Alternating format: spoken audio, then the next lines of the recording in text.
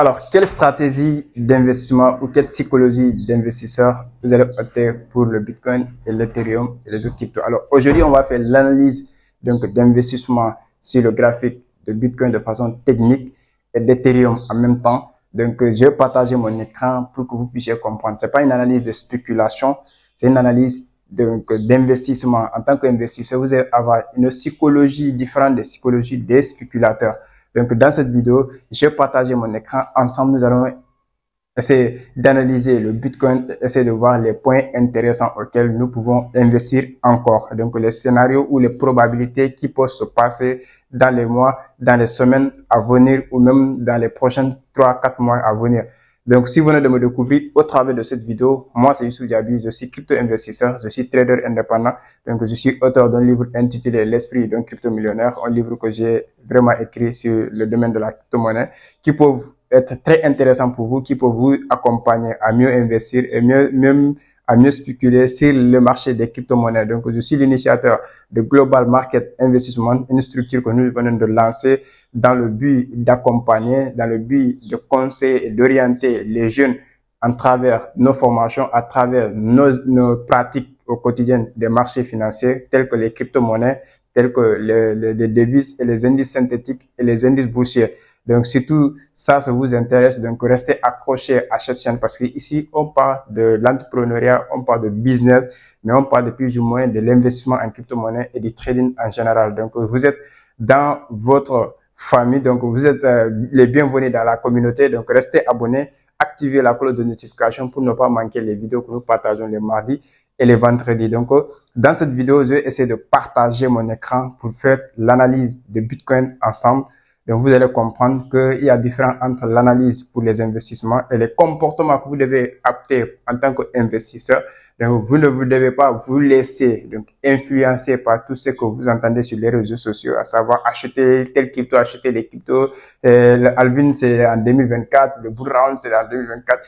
On va voir les choses et les scénarios probables qui peuvent se passer de façon technique, mais aussi on va prendre en compte les fondamentaux qui peuvent se passer aussi à travers les cycles précédents, les événements précédents dans d'autres secteurs d'activité ou dans d'autres actifs, voilà, qui s'est passé, d'autres événements qui ont bouleversé dans certains marchés. Donc, on va s'attendre à tout. Et la stratégie que je vais partager vous en tant qu'investisseur, dès que vous l'optez, je vous assure que vous pouvez vous en sortir. Donc, après l'intro, je vais essayer de partager mon écran.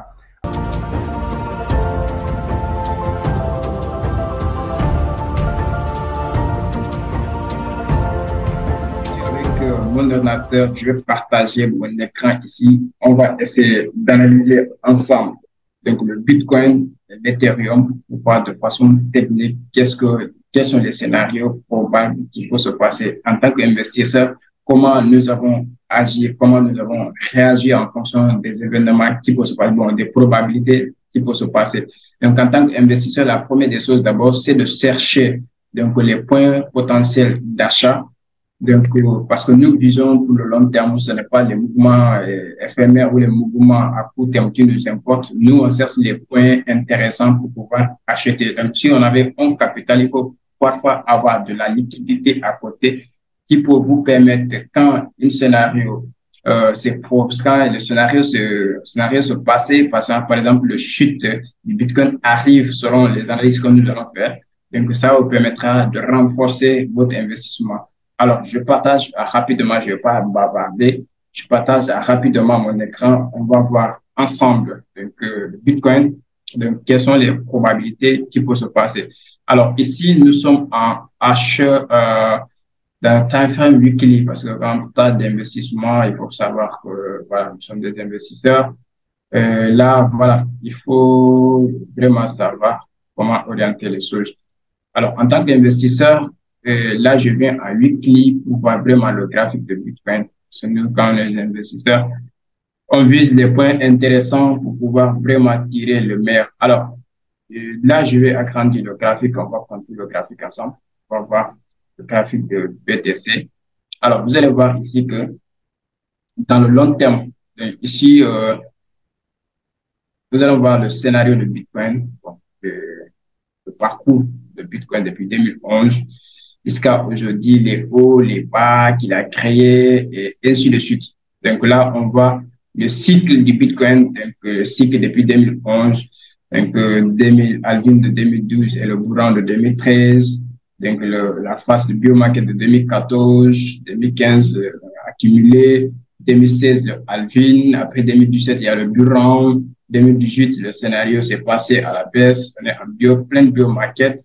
En 2019 on a fait une hausse, après on a rebondi. Et vous allez voir que cette année-là, qu'est-ce qui a fait que le Bitcoin a chuté de là à là? Vous allez vous rendre compte que c'est dû au coronavirus. Donc, le Covid, au mois de février, quand le Covid est venu, vous avez vu que le Bitcoin a chuté carrément pour venir dans les 3000 $, alors que en fin 2018, le Bitcoin était au niveau autour de 3000 $. Donc, 2019, c'est comme cette année, en fin 2022, Bitcoin est venu jusqu'à 15 000 $. Donc, en début d'année, janvier jusqu'à aujourd'hui, Bitcoin est en train de monter. Donc, c'est le même scénario qui s'est passé. Février jusqu'à avril 2019, le Bitcoin est en train de monter. Donc là, on est jusque-là à ce niveau. Et Bitcoin a fait le même scénario. Donc, tu vois, en septembre, nous sommes dans un niveau de retracement. Voilà. Et là, en février, avec l'arrivée du Covid, vous avez vu que drastiquement, le Bitcoin a chuté. C'est parce qu'il a laissé certains trucs ici de façon technique, donc qui s'est fait, bon, qui est coïncidentiel avec ce qu'on appelle l'aspect fondamental, qui est l'événement du Covid. Donc, vous allez voir que ici, nous avons des imbalances qui étaient laissées ici. Donc, ici, par exemple, techniquement, nous avons des zones imbalances qu'on avait laissées ici. Donc là, je vais agrandir le graphique à ce niveau. On va voir le chandelier. C'est très intéressant de maîtriser le mouvement des bougies et de savoir quel est le jeu derrière. Vous allez voir qu'ici, nous avons des zones imbalancées. Donc, dire que le marché va partir sans combler ça, ça sera un autre cas.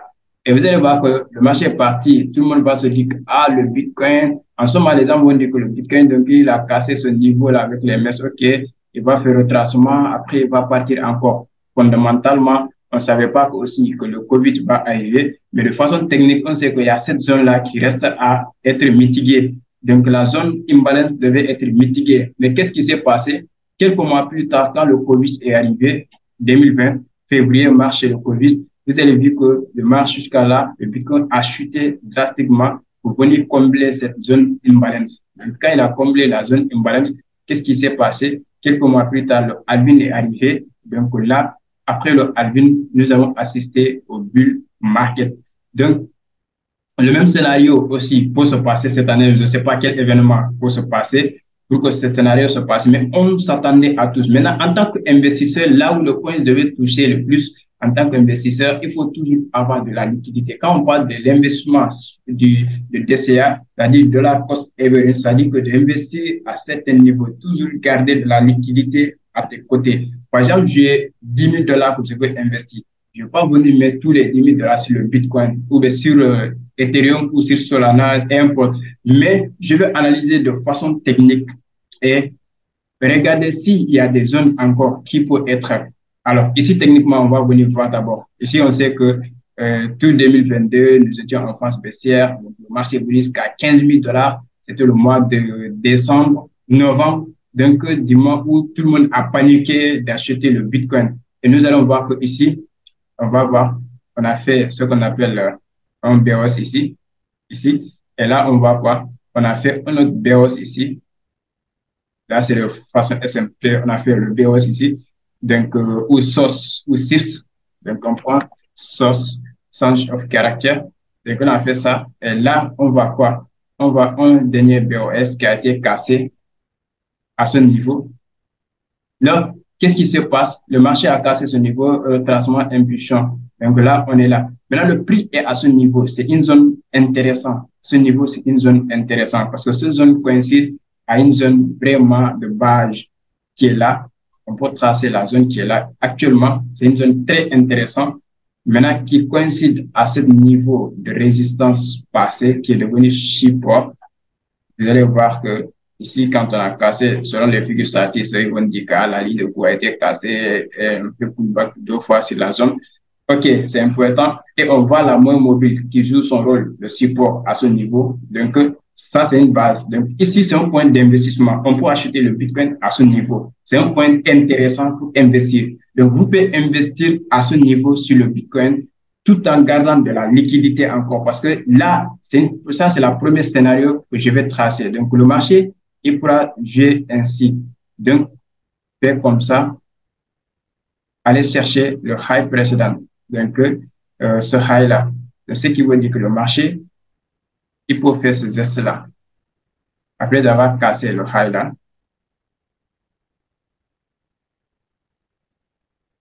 donc le marché pour faire ce scénario-là. Ça, c'est le premier scénario probable. En tant qu'investisseur, maintenant, vous devez investir dans ce niveau-là, dans cette zone-là. Investir le montant que vous pouvez quand même. Bon, si vous n'avez pas choisi le Bitcoin, mais quel que soit ça, c'est le Bitcoin que vous analysez comme ça, mais il peut arriver sur d'autres actifs auxquels vous avez investi. Prenez l'actif, analysez-le ainsi. Si ça se trouve dans une zone potentielle d'achat, achetez une partie et gardez de la liquidité. Quand je parle de garder de la liquidité, avoir de la liquidité à côté au cas où le deuxième scénario va se passer parce que ici, nous avons une zone order block qui est là.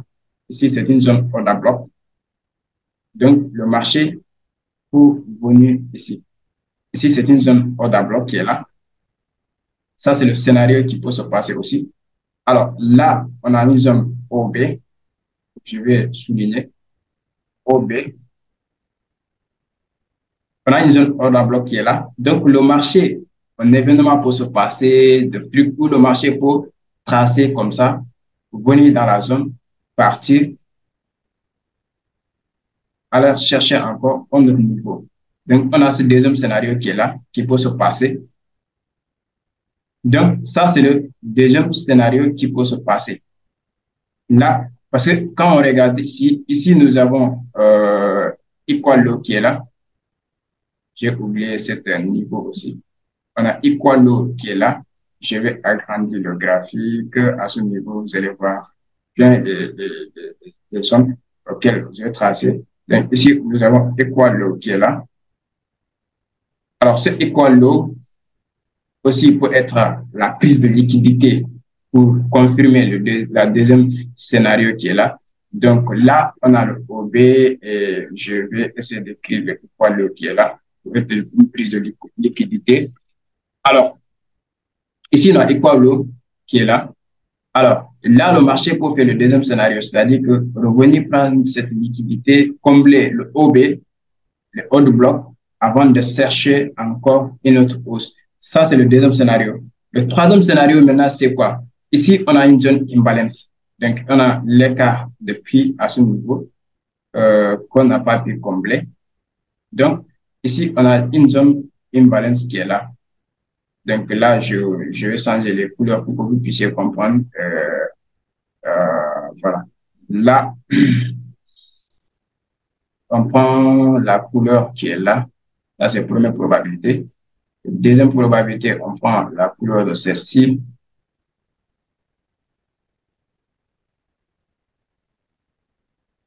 Et là, troisième scénario, c'est ça. Ici, on a une zone imbalance, failure gap. Donc, on a failure value gap qui peut se passer ici. Alors, le marché, troisième scénario, le marché peut venir vraiment combler ce niveau-là. Ici, avant de partir. Donc là, je fais quoi? Avant de partir. Donc là, Alors, le marché peut faire ce scénario. Venir ici. Combler le failure gap. Avant de partir. Donc là, on a deux types de scénarios, trois scénarios. Donc là, ça c'est le premier scénario. Premier scénario. Donc là, on a premier scénario.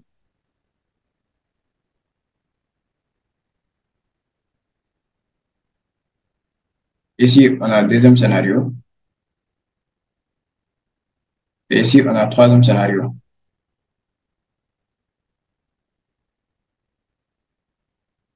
Donc, on a trois scénarios probables. Alors, la stratégie que je voulais vous montrer, c'est que ici, on est dans une zone potentielle d'achat en tant qu'investisseur. Donc, on achète des bitcoins à ce niveau, ou l'actif auquel nous allons trader, par exemple. Nous allons investir. Donc là, c'est une zone potentielle d'achat. Alors, si le prix part à ce niveau, tant mieux, on est déjà en gain avec le montant qu'on avait déjà investi. Alors, si le prix chute à ce niveau pour le deuxième scénario, on peut acheter encore parce qu'on a de la liquidité à côté. Donc, on peut renforcer notre achat de Bitcoin. Donc, si le troisième scénario aussi c'est fait, c'est que le panique est là parce qu'il faut toujours faire le contraire de ce que la masse font. Donc, si la masse a été attirée par le prix, ça c'est que c'est le moment que toi, tu dois vendre en tant qu'investisseur. Et si la masse panique et qu'un événement arrive, ça fait que le cours du Bitcoin a chuté jusque-là. Donc, ici, vous allez voir que le prix peut venir. Ici, on a une messe de liquidité aussi qui est là, que j'ai oublié. Donc, ça coïncide avec, voilà, le FVG qui est là. Si le scénario se passe ainsi, donc, ça peut se faire comme celui de 2020, le Covid. Je ne pense pas que le Covid va revenir, mais quelque chose peut se passer, le fait de Binance, et ainsi de suite. Bon, je ne le souhaite pas. Mais quand même, quelque chose peut se passer dans le monde de la crypto-monnaie ou dans le domaine de la finance qui peut vraiment impacter donc le prix du Bitcoin arriver à ce niveau. Et si cela arrive, donc ça sera censé pour les gens qui ont de la liquidité pour pouvoir acheter encore du Bitcoin. Donc là, vous allez acheter le Bitcoin pour profiter de ce mouvement. Ça veut dire que l'investissement que vous avez fait ici n'est pas perdu parce qu'il va falloir de la patience, voire remonter, mais ça vous permettra de renforcer votre investissement. Donc ça, ce sont les trois scénarios probables qui peuvent se passer dans cette analyse technique. Alors, quand je dis de prendre en compte ces jeunes peuvent être attirés pas forcément par le mouvement directement, mais il se peut que quelque chose se passe dans le monde de la finance décentralisée ou le monde de la crypto-monnaie pour que le prix arrive à ce niveau. Parce qu'il faut savoir que c'est la minorité qui dirige. Donc, la minorité, c'est comme eux qui sont les bergers. Donc, là, la masse, c'est comme les moutons. Donc, c'est eux qui influencent tout. Donc, il faut, en tant qu'investisseur ou trader, il faut être un peu smart, un peu intelligent pour d'initier donc les deux côtés, pouvoir s'arranger dans le côté des mineurs, de la minorité. C'est des gens qui sont des bergers. Alors, à ce niveau, vous allez voir, donc ici, nous avons notre order block. Ici, nous avons notre order block. Ici, nous avons notre imbalance qui n'a pas été comblé. Donc, l'imbalance peut venir être comblé à ce niveau. Quand j'ai mis le prix à ce niveau, c'est parce que ici, je prends compte de ça, je prends bien compte de ça. Donc, ici, on a ça. Donc, cette zone-là que j'avais tracée n'est rien d'autre que la résistance qui était là, qui a été cachée, est devenue support. Donc, dans le domaine dans le concept de SMC, on dit ici source, cassure de structure. On dit ici boss, le dernier bas qui a été cassé et que le bas là a été généré pour casser l'ancien sommet. Donc, on passe à le source. Mais quand on parle de façon, ça revient au même, c'est juste que les termes qui changent. Mais sinon, dans la configuration, dans la théorie de Charles ou de la théorie des figures statistiques, donc ici, on parle de support, de résistance, de ancien résistant qui devient support parce que ça a été cassé par une forte bougie de momentum puissant. Donc, le prix est revenu tester la même zone, reparti, revenu tester. Aussi, nous sommes dans une zone d'achat, une zone très probable, bon, très forte de demande. Vous pouvez faire. Donc, si le prix part dans ce scénario, tant mieux. Donc, ici, je suis en weekly. Je n'ai pas cherché un point d'entrée précis parce que vous n'expliquez pas. Il suffit juste de détecter les zones auxquelles nous devons acheter, les zones auxquelles nous devons faire attention pour avoir de la liquidité à côté au cas où le prix arrive. Parce que ici, j'ai tracé 3 zones. Là où le prix est actuellement, là où le prix peut retracer encore plus bas, qui est le niveau 2, et le niveau 3, le scénario 3 qui peut se passer à ce niveau-là. Donc, si le prix arrive dans cette zone-là, vous avez la probable possibilité d'acheter. Vous n'avez pas besoin que le prix soit précis comme je l'ai tracé. Non, j'ai tracé ces messes-là, c'était juste, voilà, pour que vous puissiez comprendre que le prix peut venir juste combler pour retourner. Parce que la messe là, cet écart, le prix peut venir juste faire 50% de cette imbalance ici. Donc, ça fera le balancing maintenant. Ça, c'est les 3 scénarios qui peuvent se passer sur le Bitcoin. Donc, ici, en tant qu'investisseur, j'insiste encore que vous ne devez pas cherché un point précis pour prendre position. Non. Ici, vous êtes investisseur, cherchez les zones. Et ici, j'ai tracé 3 scénarios qui peuvent se passer. Donc, ici, vous êtes dans un niveau d'achat qui est là, deuxième niveau d'achat, troisième niveau d'achat. Si le même scénario se passe, si le premier scénario se passe, tant mieux, vous avez déjà acheté dans ce niveau-là. Si le marché fait montrer le scénario 2, vous pouvez renforcer votre achat. Et s'il a fait voir le troisième scénario aussi, vous pouvez renforcer encore. Donc, ça fait que vous allez investir d'une manière DCA, de la cost average. Donc, les gens vous parlent de DCA, les gens ne comprennent pas le DCA. Donc, c'est la meilleure manière d'investir sur les crypto-monnaies. Il n'y a pas d'autre, il n'y a pas de venir parler comme ça. Non, on vous montre de façon concrète comment vous pouvez investir. Maintenant, partir sur les plateformes auxquelles vous devez investir, que ce soit les cold wallets, que ce soit des wallets décentralisés ou des wallets centralisés, ça, c'est à votre responsabilité. Moi, je ne vais pas dire de prendre tel wallet actif, stocker vos cryptos, je ne vais pas dire ça. Moi, j'utilise des wallets que je partage, mais ce n'est pas un conseil en stockage de vos cryptos. Donc là, on a fini avec le Bitcoin. On va venir sur Ethereum. Alors, l'Ethereum, vous savez très bien que l'Ethereum et le Bitcoin, ils ont le même, bon, disons, ils ont le même, voilà, ils sont corrélés en fait. Ils sont corrélés. Quand on parle de corrélation, c'est les cryptos qui ont les mêmes mouvements. Donc, ce sont les actifs qui ont les mêmes mouvements. Ici, nous sommes sur Ethereum.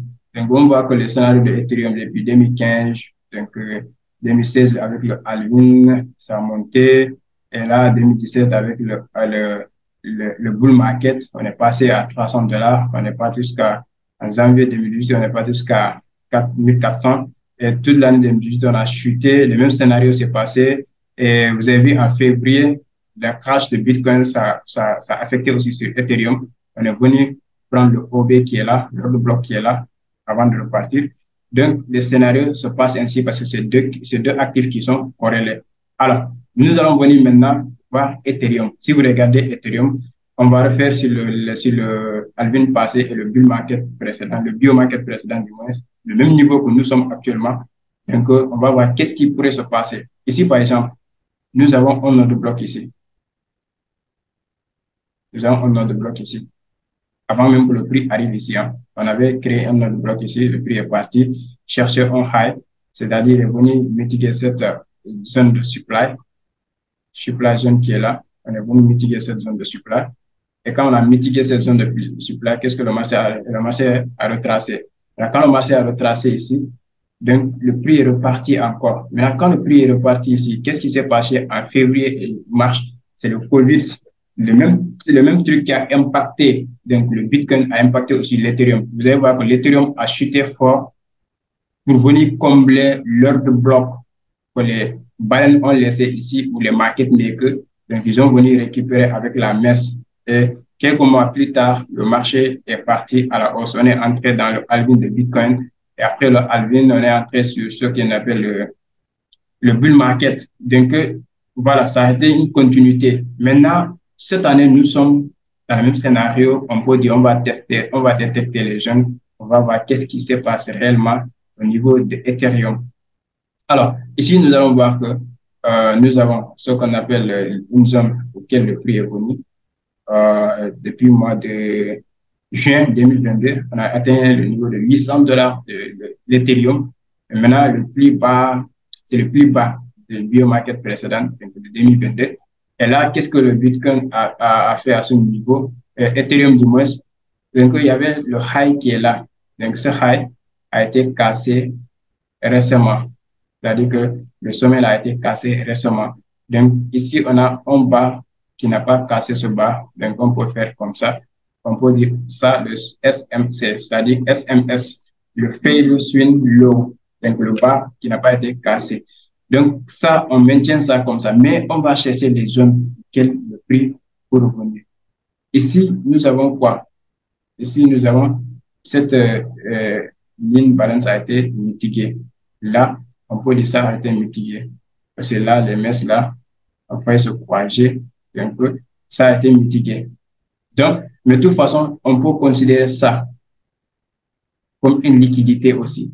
Parce que ici, on a un autre bloc qui est là. L'autre bloc qui est là. Maintenant, si le scénario 3 se passe sur Bitcoin, il y a une forte probabilité que Ethereum aussi suit le mouvement à ce niveau. Puisque là, avant de repartir à la hausse. Ça, c'est le scénario 3 de Bitcoin qui peut se passer avec Ethereum. Alors, ici, nous sommes déjà dans une zone. Nous sommes déjà dans une zone qui est là. Ce niveau, c'est une zone solide. Si vous regardez bien, c'est une zone qui est là.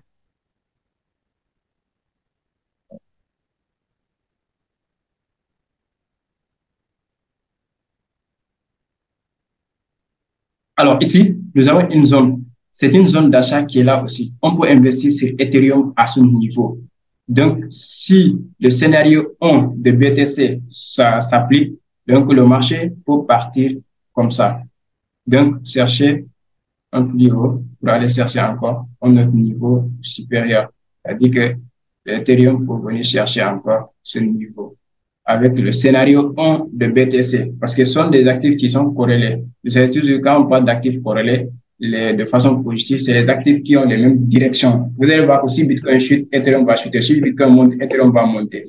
Donc là, ici, c'est une zone potentielle d'achat, donc tout en gardant de la liquidité à côté encore, au cas où le scénario, là, ce scénario-là s'exécute ou s'applique. Donc, ça fait qu'ici, vous pouvez acheter de l'Ethereum. Alors, ici, c'est une zone claire d'achat, c'est une zone d'achat. Donc, vous pouvez investir au montant tout en gardant de la liquidité. J'insiste encore, j'insiste à ce point de garder de la liquidité à côté au cas où. Maintenant, il ne faut pas que vous laissez influencer par le FOMO, la peur de manquer des opportunités, la peur de ne pas investir en temps. Non, vous pouvez acheter, ceux qui ont acheté au mois de juin à 895 $ le Ethereum, vous êtes censé, mais néanmoins, si vous avez des liquidités, vous pouvez renforcer votre investissement à ce niveau. Alors, ici, nous avons cassé, mais vous allez voir qu'il y a des zones aussi très, très intéressantes que le prix est en ce moment. Supposons ici, c'est un autre bloc, bon, autre bloc qui est devenu big bloc. Mais là, ici, ce sont les deux niveaux vraiment que j'ai détectés sur Ethereum et les deux scénarios qui peuvent se passer avec BTC, avec BTC, ou même, pourquoi pas, le prix va tracer jusque-là encore. Il y a une possibilité. C'est les messes-là pour être des messes liquides. Donc, le prix pour tracer encore jusqu'à ce niveau. Bon, ce n'est pas trop probable pour moi. D'après mes analyses techniques, ce n'est pas une probabilité forte qui peut se passer, c'est-à-dire le prix revient jusqu'à 900 avant de repartir, mais la probabilité forte que je vois, ce sont les deux scénarios pour le prix pour revenir dans la zone avant de partir. De toute façon, je reviens en daily pour voir en détail encore qu'est-ce qui se passe sur le graphique d'Ethereum. Donc, alors, si nous venons en daily, nous pouvons voir une zone ici intéressante d'autres blocs. Donc, aussi qu'il faut vraiment prendre de l'ampleur. Ça peut être le deuxième scénario donc, de BTC. Ici, c'est une zone aussi intéressante. Donc, le prix pour faire ce mouvement, pour venir vraiment prendre cet niveau-là avant de remonter. Donc, on a trois scénarios aussi pareils sur l'Ethereum. Donc, sur l'Ethereum. Bon, j'espère qu'en tout cas, cette analyse peut vous aider une idée de la manière dont vous devez investir sur des actifs auxquels vous voulez investir. Ça, c'est une méthodologie ou une stratégie que j'avais partagée sur le Bitcoin Ethereum, mais vous pouvez l'appliquer à d'autres actifs, que ce soit le Dogecoin, que ce soit le Shiba Inu, que ce soit Erlon, que ce soit Solana, que ce soit d'autres actifs auxquels vous voulez investir, vous avez analysé et vous avez pris à leur projet. Donc, vous pouvez faire la même méthodologie d'analyse et la même stratégie d'investissement. Acheter dans les zones clés, les zones auxquelles le prix vraiment pour avoir une potentiel de hausse. Donc, dès que vous avez fait ça, vous avez fait ce qu'on appelle le DCA. Mais vous ne prenez pas parce qu'on vous a dit d'acheter Ethereum parce qu'on est en biomarket. Oui, c'est vrai, on est en biomarket, mais il faut détecter les zones potentielles d'achat dans le biomarket pour vraiment. Parce que quand le prix va chuter, vous allez voir que les gens vont paniquer. Et si nous regardons vos façons bon, détaillées, on va voir ici, voilà, un figure artiste.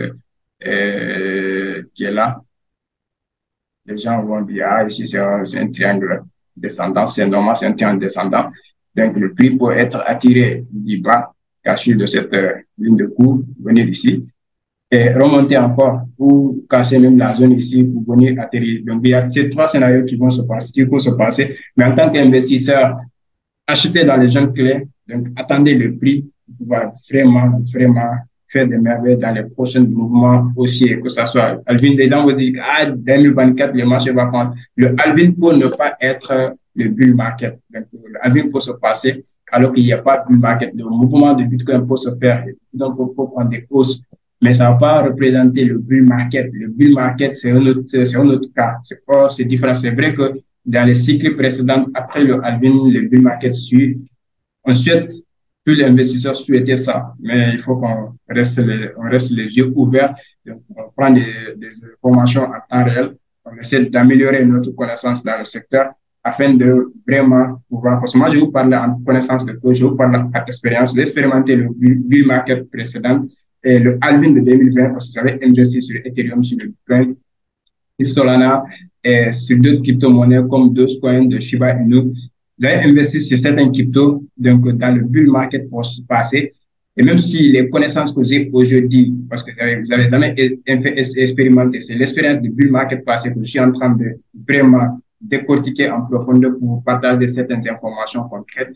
Donc là, j'espère que ça sera utile pour vous. Donc, mettez ces stratégies sur place, essayez de voir comment ça va donner dans le bull market prochain. Donc, Alors, j'espère que cette analyse a été utile pour vous. J'espère que cette analyse vous a enseigné une autre méthode de mieux investir sur les crypto-monnaies et de prendre des habiletés, des aptitudes d'un investisseur, le comportement et la psychologie d'un investisseur que vous devez devenir. Donc, j'espère que là, à travers la vidéo, vous pouvez vraiment vous orienter, vous pouvez vous organiser du moins, vous pouvez vraiment vous discipliner à pouvoir mettre en pratique cette stratégie pour être utile dans votre processus d'investissement. N'oubliez pas que vous êtes des investisseurs, vous n'êtes pas des spéculateurs. Donc, si vous savez du domaine de la spéculation, vous pouvez venir dans les time frames inférieurs, spéculer dans les jours et sortir du marché. Donc, si la vidéo t'a plu, un like me fera plaisir et surtout aidez-moi à partager au maximum de personnes dans vos groupes, dans vos statuts afin de conscientiser, afin d'éduquer, afin de vraiment informer et former les gens à pouvoir mieux opter pour une stratégie d'investissement cohérent et surtout concrète, rentable dans le long terme. Merci et on se dit à très bientôt.